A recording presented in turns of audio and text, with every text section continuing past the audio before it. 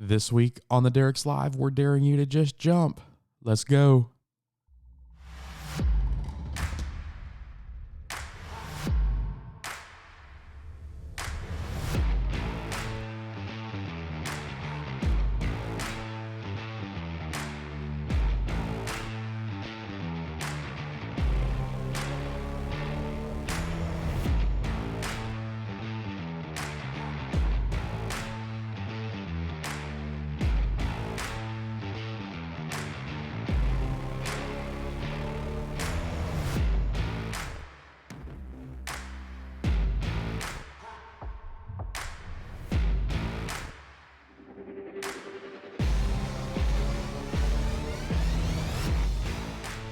What's going on, guys? I'm your host, Sean, and I'm here with my beautiful wife, Emily, tonight. Emily, how are you doing? I'm good.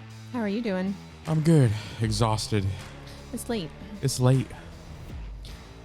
Here we are, crushing it. Oh, it's our own version of crushing it. I mean, you know. We aren't stopping. No, we aren't stopping. I don't know that we're crushing it this very moment, but we are in the process of crushing something. Yeah, it's our hopes and dreams. Crushing our hopes and dreams. It's been a long day. It's been a long day. I don't even know what day it is. What day is it? I think officially it's Wednesday, but it's very early Wednesday. Technically, it's still our Tuesday. Yeah. We're counting sleeps, not calendar days. It's still Tuesday's sleep day. Mm-hmm. And that's what you have to do to function as a parent with toddlers. Yes. So all kinds of fun stuff going on in the Derek household this week. And healthy spousal disputes and toddler raging and all the fun life stuff that still goes on. It doesn't just stop. Yeah. So it's been a fun week. And it's only Tuesday. And it's only Tuesday. Technically Wednesday, but still Tuesday. Know that you're not alone in your suck, right? No. Like force of average is a real fucking thing. Yes. And it's here to destroy everything that it can. And it will if you let it. So just to be transparent, like sometimes it still sucks and sometimes it's not always fun and games. And sometimes we still have disagreements and we don't always see eye to eye on everything and have to have hard conversations about stuff together and with our kids. But remember, I think that that's probably one of our keys, like that we don't just let it go. Yeah. Like we've sat here and had a conversation for like 4 hours trying to iron some things out. And it's not all hard stuff, but it's not all easy stuff. Mm-hmm. And we have those hard conversations with our kids. Like I sat in the backyard with our 7-year-old today because she was just having a rough day. And it was one thing after another. And it got to the point like, I can't keep putting you in timeout. So let's figure out something different. And she sat and it was this cool moment because like at first when I sat, I told her, just come sit on the steps and take a little break, calm down, take a breath. And I'll come out in a minute and I'll talk with you. Mm-hmm. And I was just trying to get like our school books because we were going to sit outside and do some extra schoolwork this afternoon after we'd already done some stuff this morning.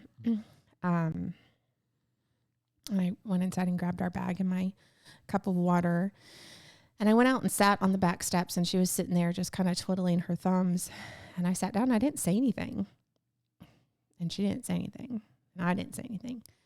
Silence.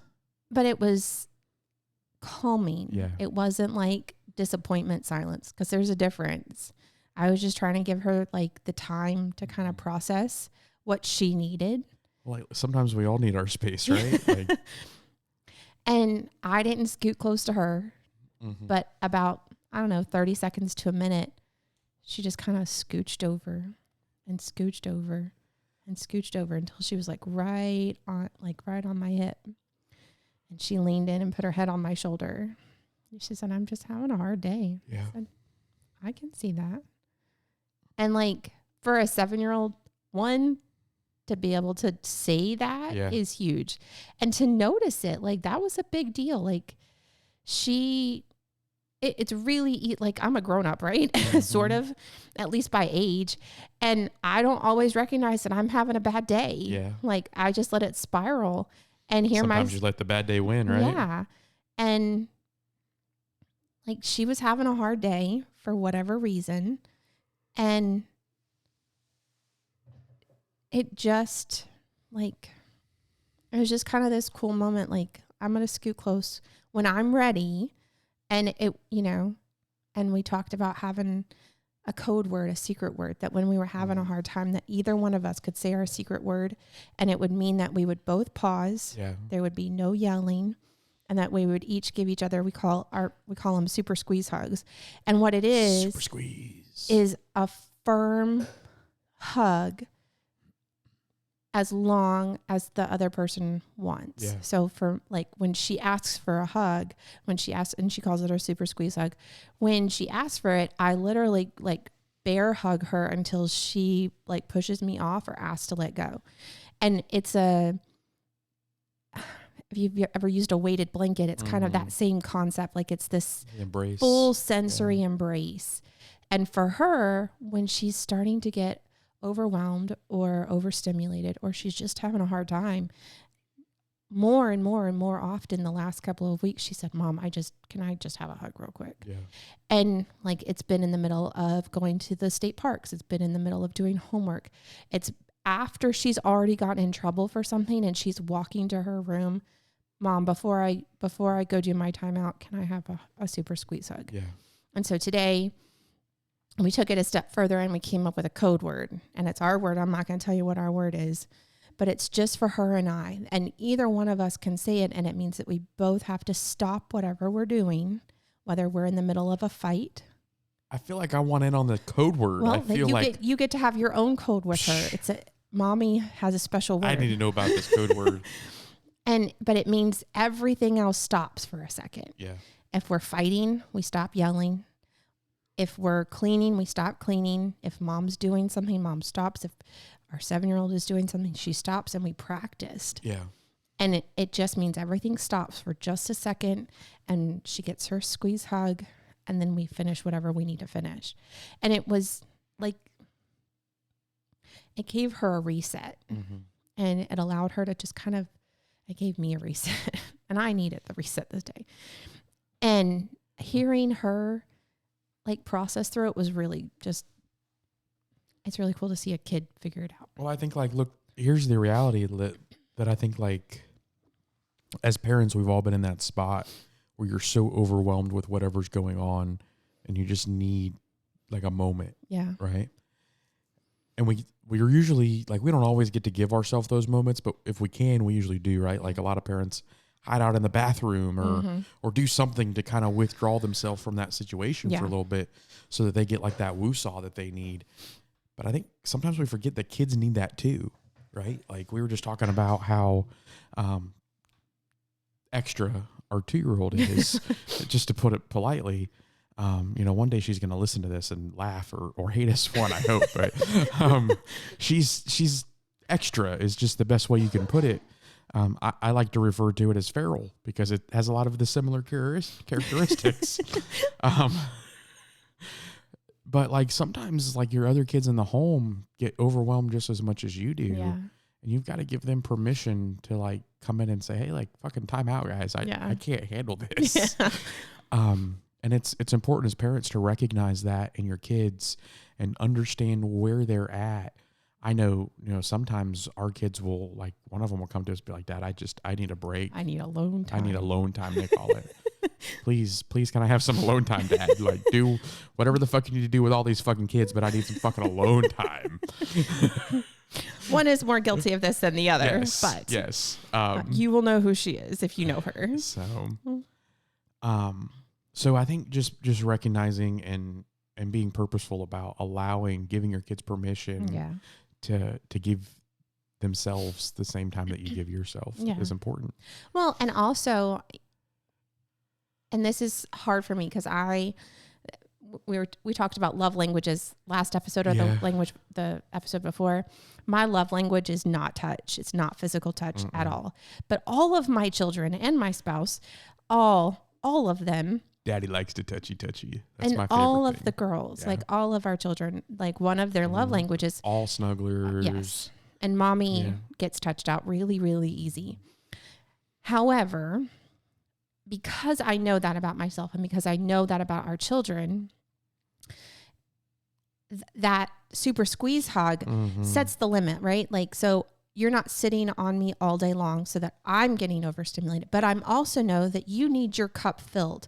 How can we do that in an effective and safe way that still fills your cup and gives you some of the things that you need without necessarily taking everything out of me? Yeah. And there's that balance there, but recognizing that they have that ability. Like sometimes they just need, when you have more than one child, sometimes they need like just your attention for just a second, and giving them that moment, like, okay, this is just for you. This is our special word. This is our special thing that only you and me do. And this is how we're going to fill your cup for this moment. And there's other ways to do that. And we'll talk, in another episode. Yeah, that's a whole nother. This is just a nugget. This is like a bonus that you get in this one. Not even on the. It was not even on the plan. Yeah. But it was something that happened today. And like, this is real life. We are totally walking this out day by day. It's not pretty, but we are walking this with our children, not just us, but with our children. And there are things that you can do to help fill their cup without necessarily pouring out yours to the very last drop. So be open to those things and seek wisdom when you have the opportunity to. For sure. So, but what are we talking about today? So we're on week 4. This is our 4th non-negotiable. And so today we're just kind of like daring you to go all in. Yeah.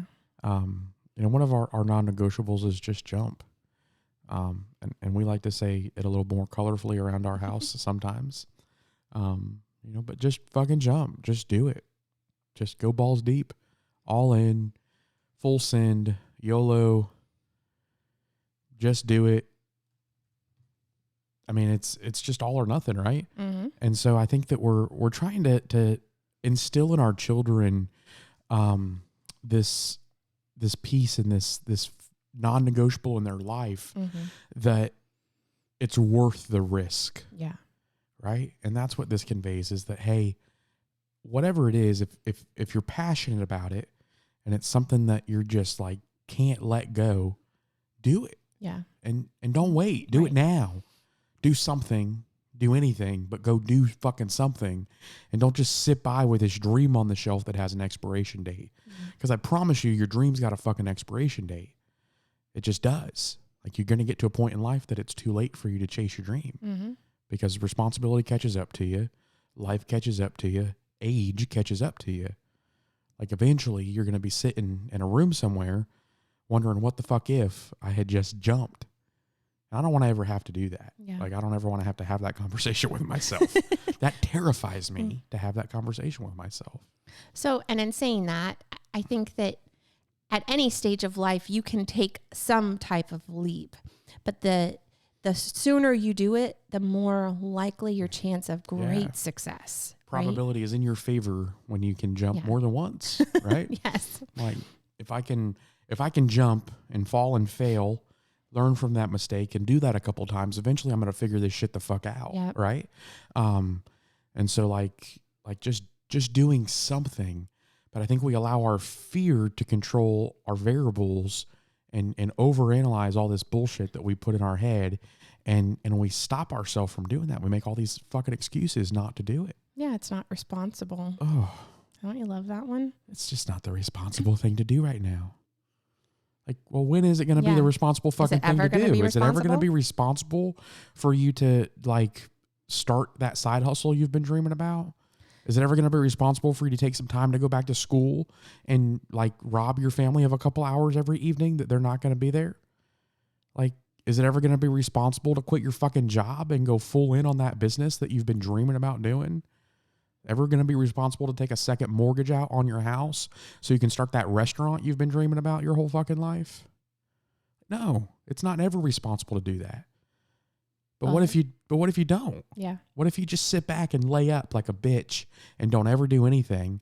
And then you get to the end of this thing and you wonder, well, fuck, I didn't do anything with my life. Yeah.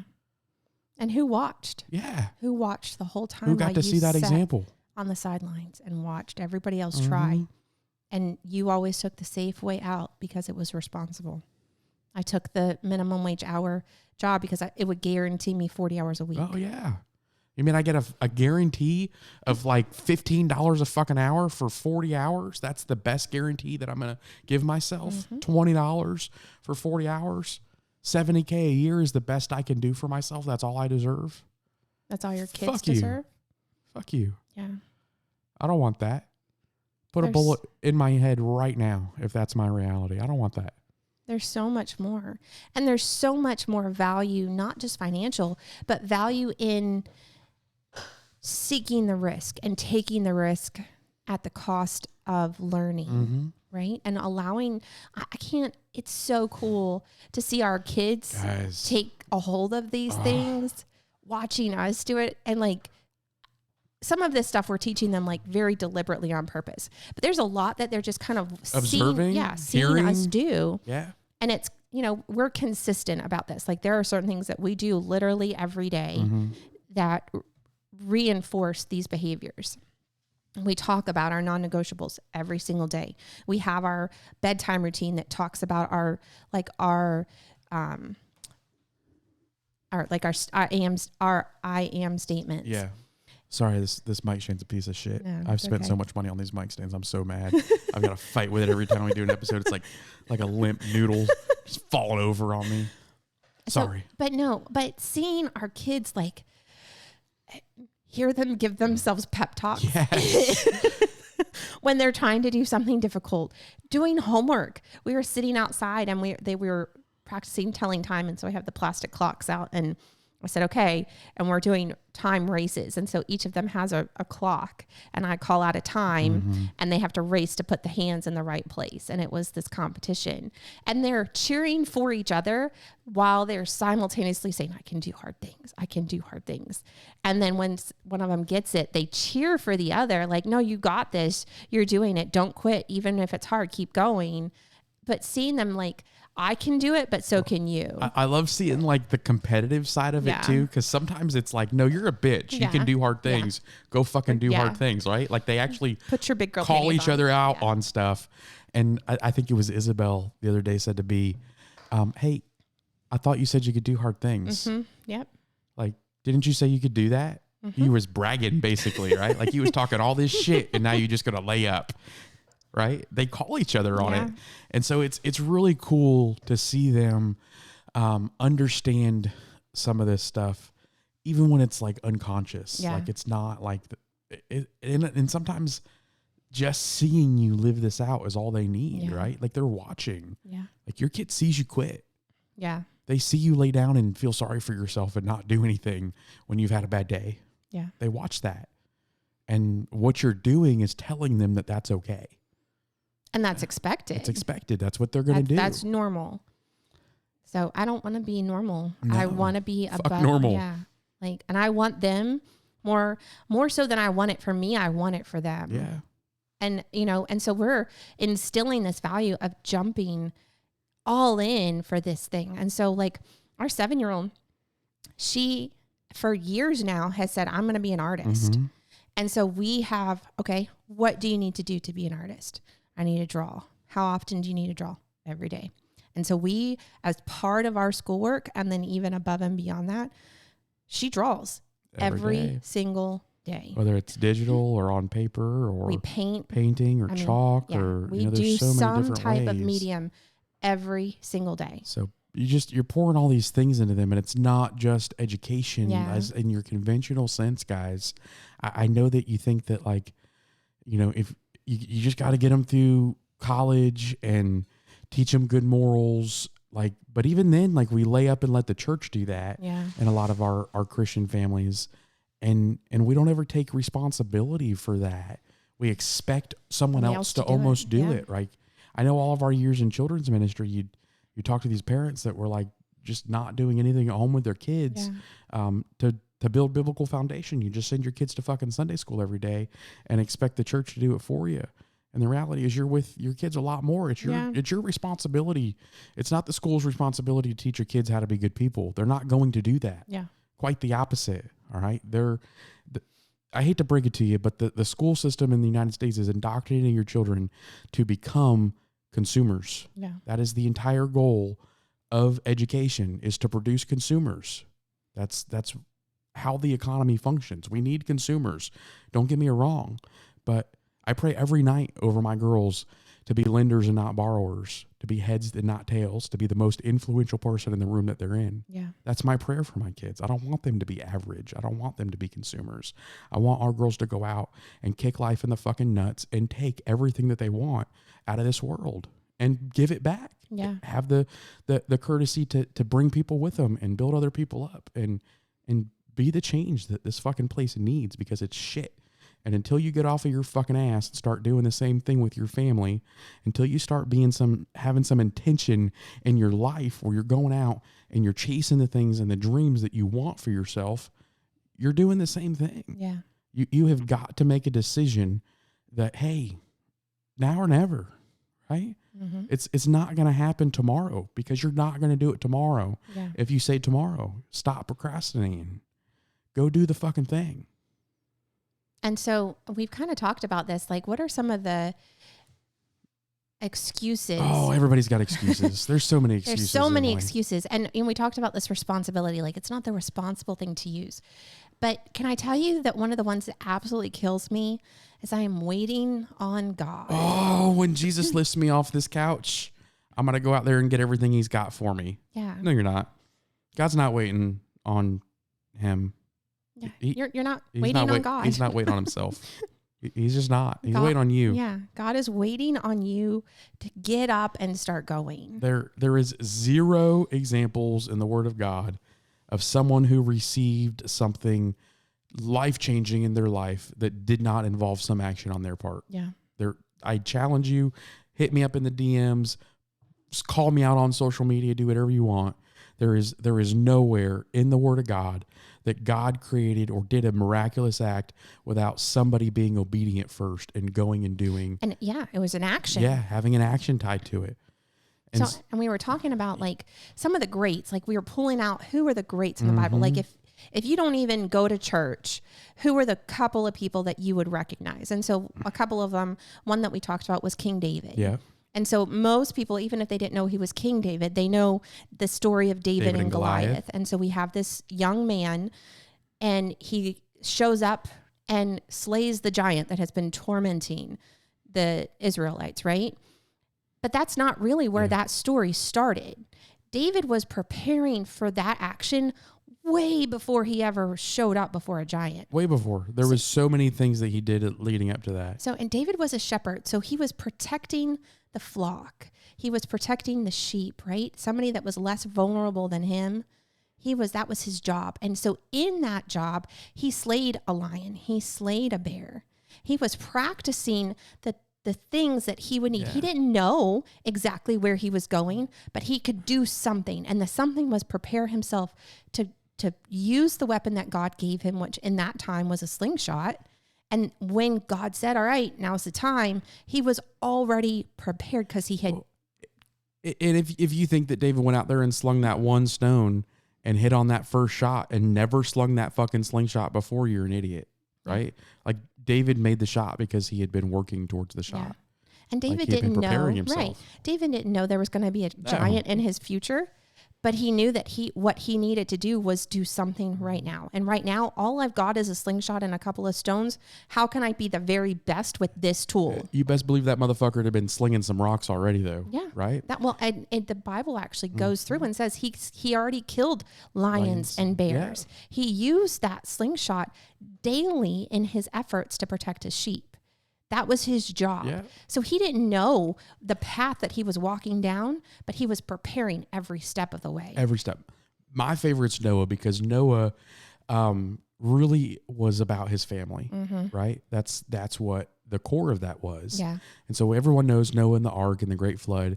But what you don't, like what you fail to realize is that the only reason Noah had that opportunity was because he had set himself apart from normal. He refused to be average in the community that he was in and chased God in that essence. and he put himself to work. That boat didn't build its fucking self, Yeah. right? And they didn't have power saws and chainsaws and fucking circular shit that you plugged into the outlets or my Milwaukee batteries that I run on everything. Like they didn't have all that shit. Yeah. Like that was work. Yeah. And it wasn't like this little thing. Mm-mm. It was a massive undertaking. And in the process, just when you start your process, people are going to ridicule you, right? Like people thought Noah was fucking crazy and told him so. Yeah. He was the laughing stock of the town. And look, when you step out and you do something, not everyone's going to fucking appreciate it, right? Yeah. You think we don't have friends or even family members that talk shit about us because we're out on putting ourselves out there and talking about shit that no one wants to talk about? Yeah. Or, we're catching shit about stuff too. But when you're doing something that is meaningful and intentional, there's going to be people that are uncomfortable with that. Yeah. Fuck them. Yeah. Fuck him. No one didn't care about those people. He still built the boat. He put all those fucking animals on the boat, and then he put his family on the boat, and he was able to maintain his legacy and his lineage because he was obedient and because he took action, right? He went out there and put that fucker together himself. God didn't pick up those boards and nail them together with angels and fairy dust. That didn't happen. Yeah. Right? He went out there and did what he was told to do and was obedient in those things, what he knew he had to do to get to where he was going. And so, like, you've got to pick up a fucking hammer sometimes, right? Like, sometimes your dream involves some suck. No, it didn't. I can't imagine. I don't know. In my mind, I don't enjoy that type of labor. Some people do. Some of y'all are crazy. Well, and historically speaking, if you study some of that history, this was the first boat that was ever built. Prior to this, there is great contemplation that there was probably never even rain up until this point. So, Emily's pretty locked down on the Bible facts. So he's building this huge, gigantic thing for something that they've never even heard of. There's a great storm coming and a flood, and everyone's like, well, what the heck's that? That doesn't exist. That's never happened before. Put that in today's times. Think about the internet and all the crap that when you started getting on, that's never going to take off. That's ridiculous. That's ridiculous. That's never even happened before. I can't even imagine. Noah took the same shit thousands of years ago. There were really influential people that called the internet a fad. Oh yeah. I think we can all agree that that's not the fucking case anymore, right? Change is scary for people, and people are uncomfortable with things they don't understand, and they don't have to understand your thing. Yeah. Go fucking show them, make them understand it.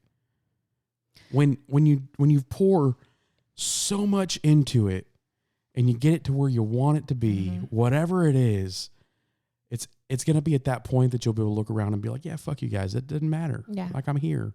Look at me now. Mm-hmm. Right. And we've even, like, we're not where we want to be, but even in like some of the things, the milestones we've been able to achieve in our life, we've had some of those moments. It's been really cool. Yeah. Like our marriage is one of them. I think we've talked about this. Like, I don't think anybody thought we'd be married 15 years, I mean, we went into it knowing that like there was not another option. An option, like this was it for us. Mm-hmm. But I think even at fucking 19 or 20, we're like, yeah, we'll see. You know what I mean? Thanks, babe. Love you. I mean, I love you, but like, you have doubts on things that you do sometimes. And sometimes you just can't listen to the doubts. Yeah. Sometimes you just have to be unshakable in what the direction you're going. So but the other one you hear a lot is there's no fucking time. I don't have any fucking time for that. I got all these fucking kids.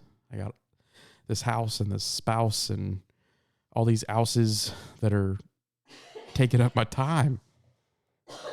And so. But did you watch Netflix? Oh yeah. I came home and. Did you scroll through TikTok? How much time did you spend on Facebook looking at the marketplace? Or you know what'll fuck you up? Go into your phone settings and look at your screen time. Yeah. That'll fuck your world up if you're not being transparent with this one. Like it fucked my world up because I'm like social media addict. Like I'm on it. There was a point that I was on Facebook like 6-7 hours a day probably. That's probably a small number. Like I was like constantly scrolling, constantly looking for more information. And like, you have to check yourself on that stuff. Like, hey, this is not the most productive use of my time. And don't get us wrong, like there are some very useful things on social media and they can be used to your benefit. Yeah. However, when it becomes just scrolling and trying to numb. Well, and I think with all the shit that we're trying to deal with, right? Like, life is different. It's just not the same as it was 20 years ago, 10 years ago, you know? It's certainly not the same. The dynamic is different than when your parents were your age. Yeah. It's just different. And I had this conversation with my dad today. My dad's in prison, and he's been in prison since 1988, 87 really. Yeah. So like, he doesn't have any like real comprehension of what it's like to live in the world today. Yeah. And I just trying to help him understand that. He's like, oh, I know you're busy, but like, you really don't have any idea what busy is, because now like busy is like multitasking 7 different things at one time, or like in 1987, that wasn't even a possibility. Yeah. Like, you can't comprehend what busy is at that stage. And so like, it's a very different place. And so we're all trying to unplug from busy and unplug from just the overwhelming, crushing reality that life is sometimes. And I think we look for those places to numb those things. And some of you guys are doing that on social media. Some of y'all are doing that in some other unhealthy places. So one of the things that we've come to understand through experience mostly, but through a ton of reading, is that everything you do is a habit. And the only way to break a bad habit is to replace it with a good habit. Yeah. You can't just get rid of a bad habit and nothing goes in its place. You have to replace it with something that is good. Well, and sometimes just replacing your habit just means that your habit just looks a little bit different. Yeah. And so like, for me, one of the things that I've been able to do with my social media habit is like, I'm trying to, if I'm on social media, I'm being very purposeful to utilize that time to be productive in this, right? Yeah. And so I'm on networking, or even in my professional life, which this is our heart, like this is what we're pouring into right now, but this isn't paying the bills yet. Yeah. And so I'm still working in a regular job. I sell solar, and so like, I'm either doing some networking or researching or pouring into that or into this while I'm on social media. And so even like if I'm sitting down to watch a TV show, I'm trying to do something on my phone that's productive at the same time. And so I'm trying to make double duty of those time frame, those scenarios where you really like, you want to sit down and just kind of unplug and veg a little bit. But like, if I'm watching TV, can I be like researching equipment for stuff that we need, or working on a digital piece of advertisement to put out, or some of those things. So finding that time to be productive, even when you're unplugging. Right. So, and finding the small tidbits of time here, there, and everywhere that can add up to a great change. So we talked about, and we've mentioned this before, but you've got 30 minutes of a car ride to and from work. So that's an hour every day. Listen to an audiobook, listen to a podcast, find something that's going to pour into you and add value to where you're at. Go ahead. No, I say, well, even that, like I think listening to those are good things, but I think that, like, focus on pushing your dream. Yeah. And maybe pushing your dream is listening to a podcast to educate you on how to get there, right? But don't just go in and listen to a true crime podcast because you enjoy that, right? Like, go find something that's going to build tomorrow for you. Find something that adds value. So you want to build whatever you're working towards. That's what you should be using your free time to pour into, right? So read books instead of sitting and watching a TV show, or this is so, TMI. I've switched anytime I sit in the bathtub, instead of getting on my iPad or sitting on my phone, or even when I'm just using the restroom, I switched from not taking my phone in there at all, and I keep a book there. And so it's 5, 10, 15 minutes I'm sitting in the bathtub, and instead of watching Netflix, I've read for an hour in the bathtub. That changed everything, because now I'm relaxed, I'm calm, I'm I'm pouring into myself the things that I need. And I'm not taking out stuff that is just silly. Like I'm not sitting there watching, something Ancient Aliens on Netflix for the 5th time. So can I tell you that probably one of the biggest opportunities for you to find some extra time in your day is to utilize your time on the shitter to be productive, right? Mm-hmm. So I just did a quick interweb search. And if you're only taking an average of a 12-minute poo, and that's a fucking lie, nobody I know takes a 12-minute poo. All right. If you tell me that I want you to time your poo, and if you're taking a 12-minute poo, I'm going to send you a gift. I don't know what it is, but I'll find something. I want to know your secrets. There's no 12-minute poos that go on. All right. You might take a 12-minute poo once a month, but I guarantee you, if you average all your poos out, they're far more than 12 minutes. I know mine and Emily's are, because that's our happy place. Emily hides in the bathroom because I can lock the door. But the average American spends 12 minutes each day on the toilet. That's 73 hours a year. Wow. That you take a shit. That's a lot. That is a ton of time to be productive. I can guarantee you that in the last year, you have not spent 73 hours on your dream. Yeah. Oh, man. So go take a shit and go find something productive to do while you're taking a shit. All right? I am giving you permission to hide in the bathroom. As long as you're doing something on purpose. Not scrolling TikTok. I mean, unless you're building an ad or a marketing campaign for your dream. But go work on your dream. Yeah. Go get in there and like, look, like this phone that we carry around with us everywhere has removed all excuses from our life not to chase whatever you want for yourself. Mm-hmm. You hold the key in your hand everywhere you fucking go. There's not an excuse anymore. Right. And if you're walking this process, if you've gotten this far into the non-negotiables, then I'd like to think that you've probably decided already that you're going to own your shit. Mm-hmm. And when you truly grasp that and you have a full understanding that, hey, listen, it stops and starts with me. I'm the reason it wins. I'm the reason it fails. Then you don't have a choice but to move forward. Yeah. Right? That's the next progression of that. You have to do that. You have to fucking jump. You can't afford to play it safe for the rest of your life. Mm-hmm. And look, I know not everybody's built that way, right? Some of us need to like just dip our toe and like, oh my gosh, I can't get water on my swimming suit because it's going to get like the pool's going to fade it a little bit. I can't do that. Like, oh, I've got water up to my belly button and now my dinghy's cold and I just can't handle that. Like some of y'all are just not built like the balls deep all in mentality. But I'm telling you, when you can focus all of your attention on that one thing, focus is such a powerful thing. And I didn't understand this when it was said to me the first time. Yeah. But when you give something your focus and your intentional,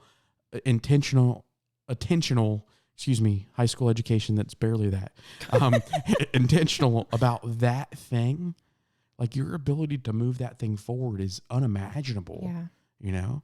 And so it really just puts things into the next level when you just decide that, hey, you know what, no matter what, all in, this is it, win or lose, I'm going to risk it.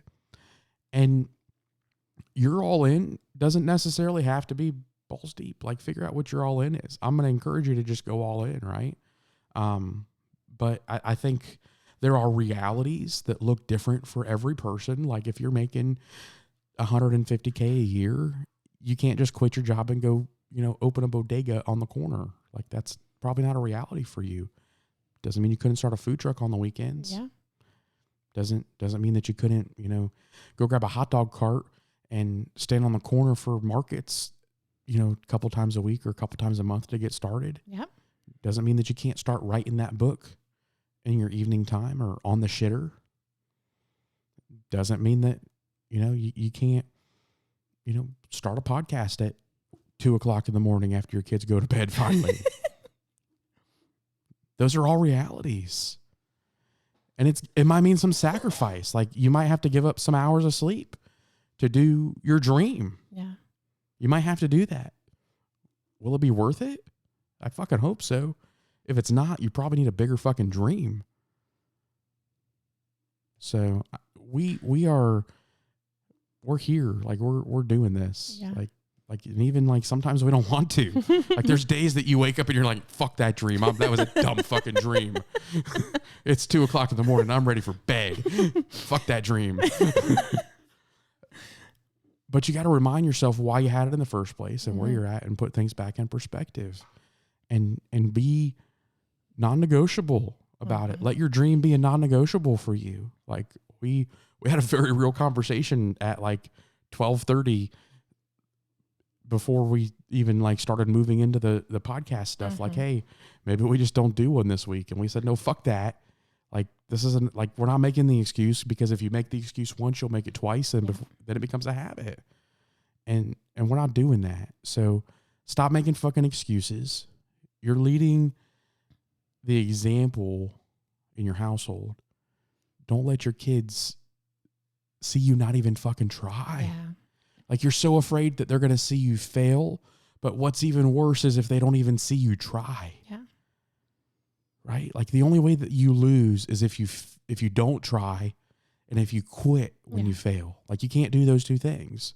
But if you just try and then keep fucking going, you can't lose. Yeah. You just can't. Even if you don't get where you want to go, your kids look at you and say, hey, mom and dad are gritty motherfuckers, and I want to be like that when I grow up. That's a win. Yeah. And you're going to get somewhere. Yes. Right? You might not get all the way to where you think. And, I hope that you hit your dream and then get to start over and say, okay, that dream wasn't big enough. What's bigger than that? Because that's our goal. Like, here's our line. What's beyond the line? Emily's that's got the a goal. line. I don't have a fucking line. That's the goal. And then we have to get to that goal and make a new goal. Right? So because I'm like the logistics person, I need the stepping stones, right? So how far can we absolutely take this? Because right now my brain can't even fathom beyond that line. So this is the line. But I know that once we get there, that's not where we're stopping. That just means we have to set a new goal, because we'll have a different perspective from that vantage point, right? Yeah. And I think like even pulling them into that and letting them like work towards your dream with you, make your kids a part of your dream. Yeah. Right? Like, find ways to incorporate them. Yes. So, and we talked about this, like, we could be doing this better. We could be doing this better. So, we already talked that our 7-year-old is an artist. Yeah. Like, how cool would it be if she started designing stickers or something for our podcast or for our business that had her touch on it? Like, that was her design, and showing her the process. Okay, this is how we design it. This is how we print it. This is how we send it to the machine to get it cut. How we put it in the Shopify store for everyone to buy it. Like, so like, now she's a part of, she has value in this, and she knows that she's worth the time and the effort herself, because she sees the value that it's added to the business, to the whole. Yeah. And here's what I want you to get a hold of. And I want you to hear this is that I said, make them a part of your dream, but something that's really important in that process is in doing that in a way that facilitates their ability to have a dream too. Yeah. Right. And so like Emily said, like our 7-year-old wants to be an artist. Like, she knows that, very clear about that. Will tell you that that's who she is at her core. And so it would be really weird if we were like, hey, we really want you to be a part of our dream. Why don't you come and, I don't know, you can like write, like code for the website. That would not be, that would be really selfish. Yeah. Right. And she would not flourish in that. And so be intentional with that and how you pull them in, pull them in a way that's going to allow them to work in their gifting and in what they're good at. And listen, if you don't know what that is, turn this fucking podcast off and go figure out what your kids' giftings are. Yeah. Like that's important. Well, don't turn it off, because we're going to talk about that soon. Oh yes. Come back. But like that's we're going to help you figure that out. So this is something that we've been very intentional with all of our children, not just our little ones, but all of our big kids too. Like, what are you good at? What do you enjoy doing? So if you don't know that, we've got some tools that we can put at your disposal, but we can also just give you some advice on walking that path with your children. And the sooner that you start, the more clear their dreams become early on. Well, and I think like you go back to that, I don't have the time thing with this, like, I don't really know when to start because there's not time. Like, I know for you, Emily, like part of this has been getting up a little bit earlier Mm-hmm. and exploring some of that alone time so that you've got a level head Yeah. to get through the other stuff, or staying up later Mm-hmm. and giving up our evening hours. Like there's enough hours in the day, like Somewhere. find it. Like you need about 6 to function. Everybody's number is a little bit different, but like about 6 hours of sleep is about where you need to be On average. on average. And right? so tonight we're not going to get 6 hours, but tomorrow we'll probably get 7. We'll make up for it. So, and there will be nights when our dreams really start to catch catch motion and they start propelling us forward, that there's going to be days that we're not sleeping 6 hours. There's going to be days that we forget to eat lunch. Or there already are days that we forget to eat lunch. If I could tell you, we were in the car today and I've got my son with me and we're running to appointments and he's like, hey man, are we going to get some lunch? It's like 2:00. So, but when you catch a hold of where you're going, all that other stuff doesn't really seem as important, right? So we've shifted, and I have made a priority and taking, I almost want to call it selfish, but I'm taking time in the morning before anybody else is awake to go walk. And it's not a lot. It's 30 to 45 minutes, but it's on purpose. It's just for me. The sun's usually not even up. And it feels, I've taken less time to sleep, but I feel like I don't need the extra time because now that I've taken the time to energize myself and I have that extra time to set my mind right, that the day, I don't feel as tired during the day because I've started the day out right. Yeah. And so when you start moving, when you start doing something, you will really quickly see where your time and your effort and your energy needs to be. And you'll find that you don't really need as much downtime as you think you do. When you get a hold of your passion and your purpose and you start working towards that, everything else seems much less important. Yeah. And that's the truth, 100%. And so like sometimes you might be listening to this and you might be like, hey, I don't know what my fucking thing is. Like, I just don't know. Yeah. And honestly, like we didn't really know either. Yeah. We knew that this was part of it, that this podcast. And that was really the only thing we knew. And the only reason we knew that is because we had some friends that had kind of broached the subject like, hey, like, can you guys like really do this? Like we started doing a little bit of just like social media stuff with our home, with the house, and just trying to really document like the homesteading process we were going through.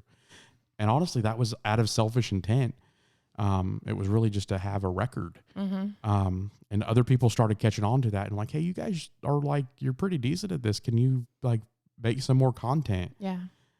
And so here we are, we started making some content and just doing some movement and getting started has really given us, focus on what our heart is and where this is going. And so we want to kind of, I guess, give you guys some insight into that and what's next. But like sometimes like the value is just in doing something. Yeah. Sometimes we get so hung up on it's got to be perfect. And I think we've got this thing on the wall that says progress over perfection. Like sometimes all you've got to do is move. Yeah. Like you've just got to go forward and everything else will fall into line. Like just fucking get off the couch and go do something. And that's hard, especially if you're a logical person. You're like, well, I don't have a map. I don't know. There's no fucking map. I don't know where I'm going, so how do I get there? And this is one of those probably few things in life that you don't need a map and you really don't need the actual final destination to really gain momentum.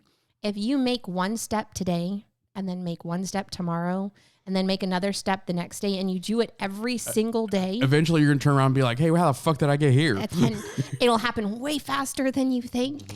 And the moment that you start making that decision, like this, I'm not going to turn back. There's not an excuse that's worth losing the momentum. All of a sudden, everything that you've done, everything that you are comes really, really sharply into focus. It's like you put glasses on for the first time. And if you've struggled with your age or with your eyesight and all of a sudden you put glasses on, you're like, oh, hey, there's like blades of grass still.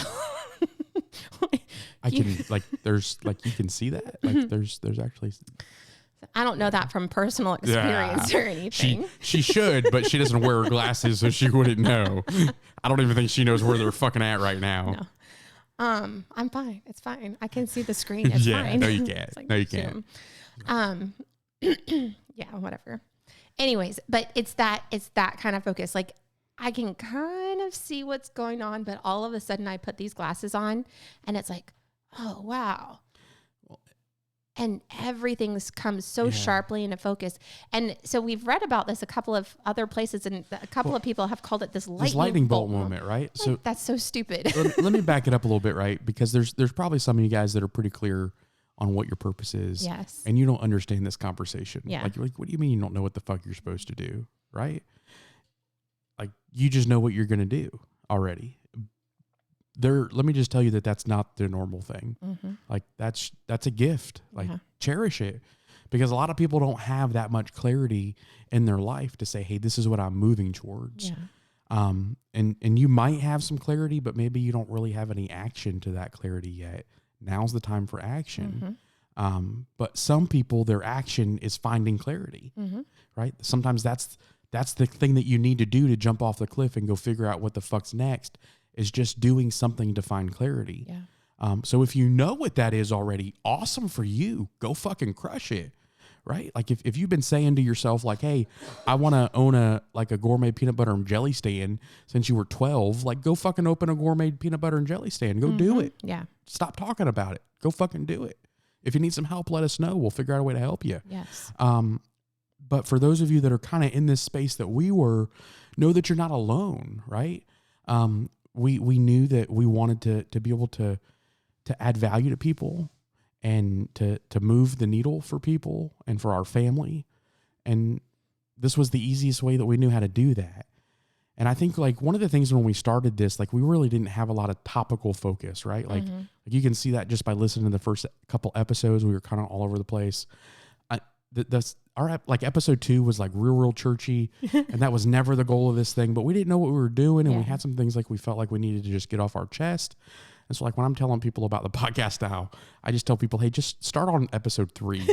Like, don't even like, I probably need to go back and do like a disclaimer at the beginning of that one because but anyway, but just doing the podcast and starting to have conversations and talking has really given us some focus on where we're going with this thing. And we really feel like the family, being the best version of a parent, being the parent that your kids deserve, and just growing yourself in the purview and the focus of your legacy is what this is about for us, because literally that's why we're here. Like we're on here because we love our children and we want to be better for them and for each other in our marriage as well.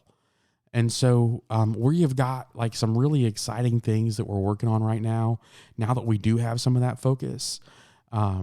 So one of the things that we're talking about and we're working into fruition and putting like feet to the fire on is a subscription service that we're going to be releasing over the next couple months. We're building some platforms and stuff now and putting together websites, but like we want to be a resource for parents to come together and have a community of other parents. Because look, I think that there's a gap there. Yeah. There's not a lot of people like living life together anymore. Even in church, like you go to church, most people have like a Bible study or something they go to, but you don't fucking like, you're not talking about parenting in most of those places. And if you are, it's like spare the rod, spoil the child. Those are the only discussions you get to have. At least that was in our circles. I don't know about yours, but we want to provide a place for community for you to have and to be able to come together and be a part of that and have other parents that are like-minded with you. We want to provide some coaching one-on-one with you to be able to help you conquer and move your needle a little bit faster. And we want to give you some resources in that aspect. So we're going to be starting a subscription service for that. We're also going to be announcing in the next couple of weeks some dates for our first fly-in parenting retreat. We're going to be picking a spot on the map, and we're just going to rent the biggest house we can and pamper some parents, let you fly out and get some refresh have a couple of sessions and building around this legacy thing that we're working towards, and have a date night and really just let you and your spouse reconnect again without the kids. And encourage you in a way that is supportive towards moving your goals, right? So it's not just, no, you need to be intimate. No, you need to do this.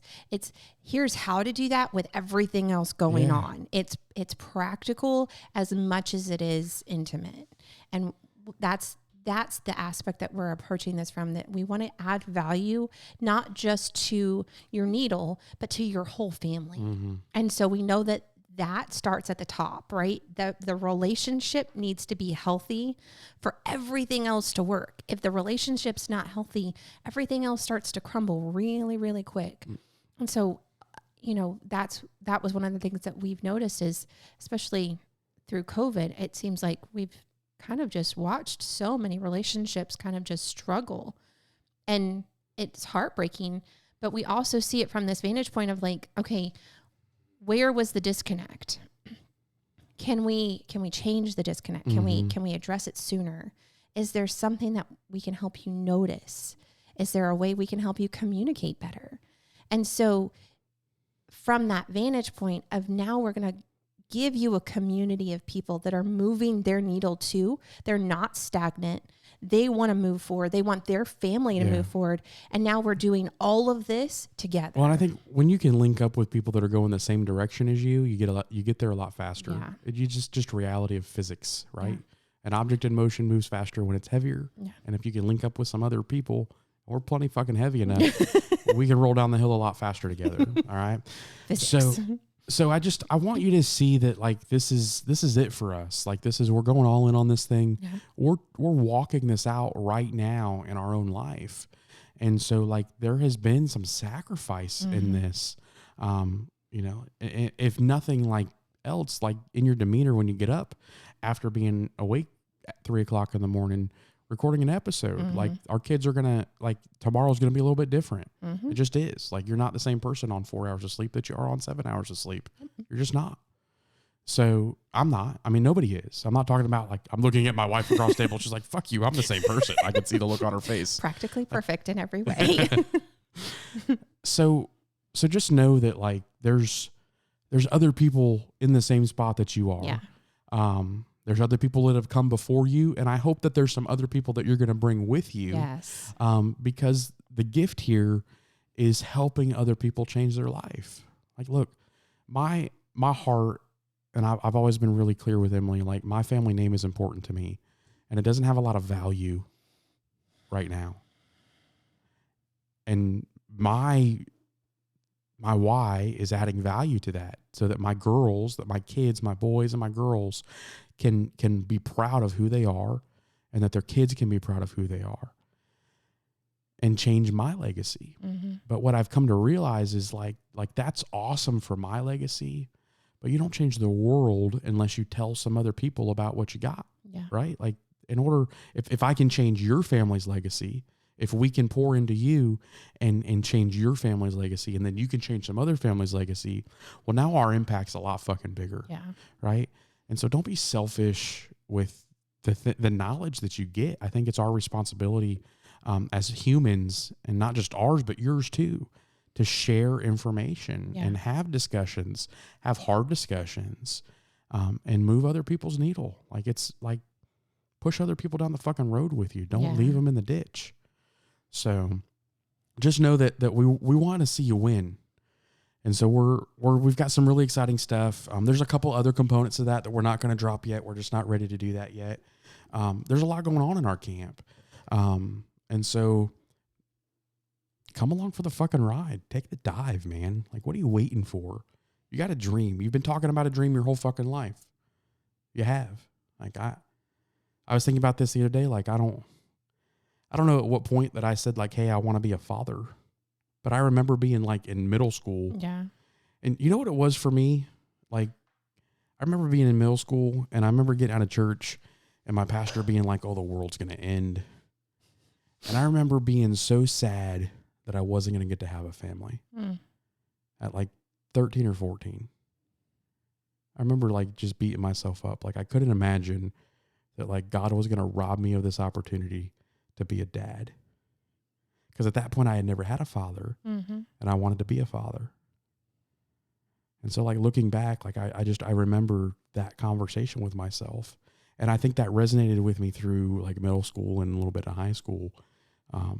That I really believed that like the rapture was going to take place before I could get to be a father or a husband, you know?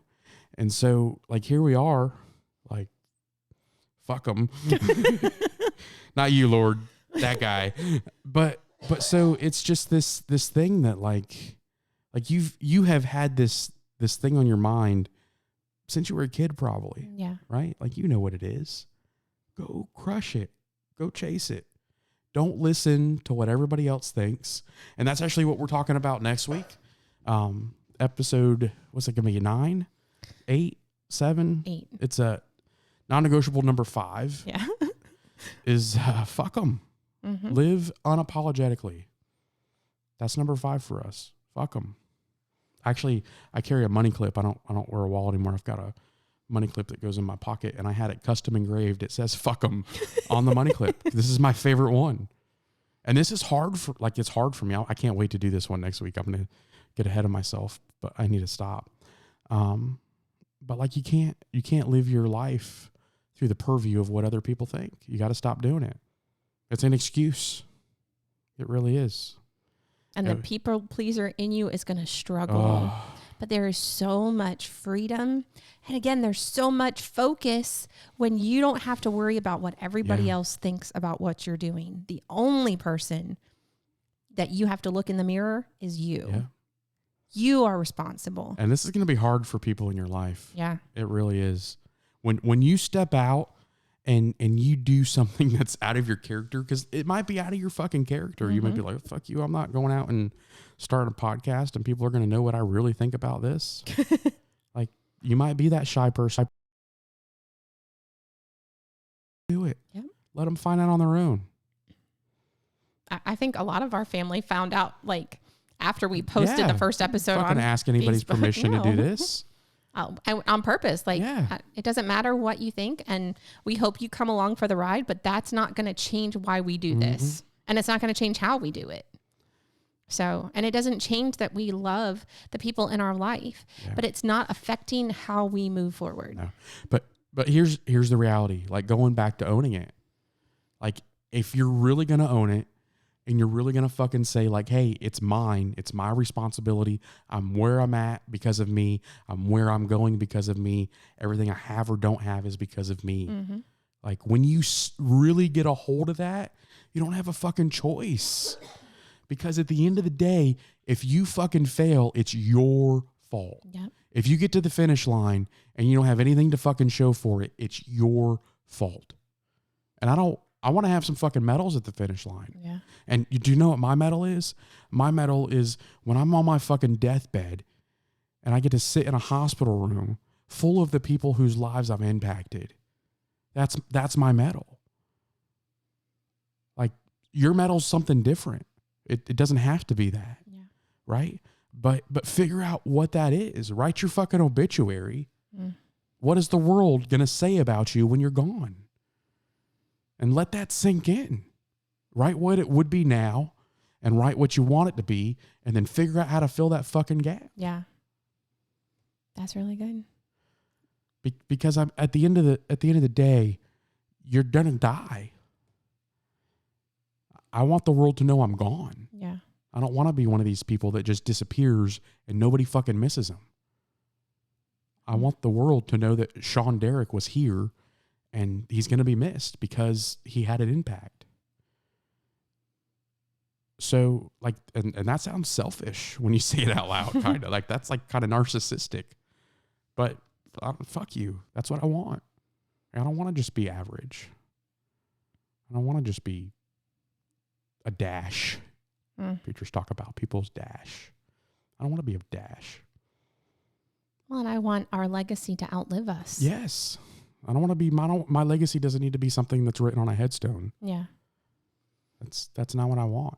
The obituary is nice, but the thing that follows the obituary, decades and generations and generations that are changed because of the decisions that we made and the actions that we put in place. That's the legacy. I think Ed Milet said it best about being the one, right? And so in every family, every successful person in the world, there's the person in that family that changed that family tree. There always is. You have to go back and look for it and find it. But at some point, there was a point in that family's lineage that there was nothing and then there was something. Yep. And I'm going to be the person, we're going to be the people that put the something there. Yep. And when my great grandkids are able to say, hey, we're where we are because Sean and Emily did what they did, that's legacy, right? When you can sit down and say, hey, like listening to that stupid fucking podcast changed my life, and it changed my kid's life, and it changed their kid's life because we poured in those concepts and those values, and like that's legacy. And we get to be a part of that with you. And I'm honored that you're here and that you're listening and that you've put up with our shit. My shit. I'm extra, I know that. Emily's a little extra too. She just hides it better than me. Yeah. I'm soft-spoken, so it comes across much more eloquently. She's Southern crazy. Bless your heart. You just got to know the lingo. Yeah. So guys, like, just, you got to stop making excuses. I know this all sounds like the same stuff sometimes, but it's so dependent on the other. Yeah. Like you've got to get one to get the next. And if you fail, like if you fall apart in one of those areas, it's going to be noticeable. Might not be your detriment, but it's going to impact your progress in the time that it takes to do these things. Yeah. So just fucking take the dive head first. Fuck that sign that says no diving. Like just jump. You can't wait. And it's worth the risk. Your kids are worth the risk, and so is your family. Your family's so worth the risk. So worth it. I can't even fathom not taking the risk. I just can't. Fuck them excuses, guys. Just go do it. Write it down and tell people about it. Yep. Hold yourself accountable, because if you tell people about it, then you got to do it. Yeah, you're right? stuck. You're stuck. Everyone's going to ask, why aren't you doing that thing? Yep. Thought you were doing that thing. So when's the food truck opening? Thought you were going to come up with a barbecue sauce. Hit us up in the comments on our Facebook page. Direct message us, text message if you got our phone number. Tell us what your thing is, and I promise you we'll hold you accountable to it. Yep. Right? But go out there and fucking chase it. Right? I had a friend this week. We were talking about this in an interview that I was doing with somebody this week. I asked him, so like, what's your thing? What's your why? And he kind of putzed around the answer a little bit. And my co-manager says, well, like if I wasn't doing this, if I could do whatever I wanted to do, I'd go race cars. I had no idea about that. So guess what we're fucking doing? Like I was like, hey, we're going to go buy a fucking race car. We're going to go race some fucking cars. I love fucking race cars. Let's go race some race cars.